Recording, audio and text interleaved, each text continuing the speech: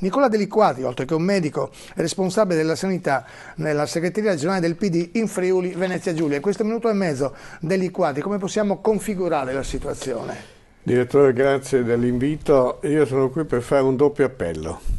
Uno ai cittadini che sono nella condizione di vaccinarsi, perché in Italia le persone con più di 70 anni si sono vaccinate solo nel 7% dei vaccinabili.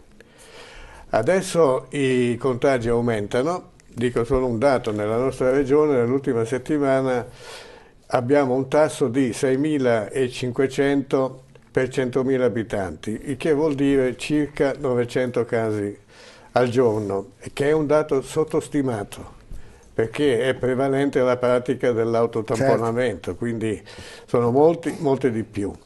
Le persone cominciano a essere preoccupate e quindi io invito tutti quelli che devono vaccinarsi a vaccinarsi. Nello stesso tempo faccio un appello alla Regione perché organizzi i servizi vaccinali nel più breve tempo possibile, perché non sempre è facile accedere, Certo. i tempi sono un po' lunghi, quindi anche la cabina di regia del Ministero della Salute, fra tutti gli assessori regionali e anche i medici di medicina generale, hanno definito un piano nazionale che deve essere regionale di vaccinazione. Quindi io invito a fare più presto perché i cittadini cominciano ad essere preoccupati. Nicola, grazie. Dottor Nicola De Liquati, responsabile della sanità in seno alla segreteria regionale del Partito Democratico in Friuli Venezia Giulia.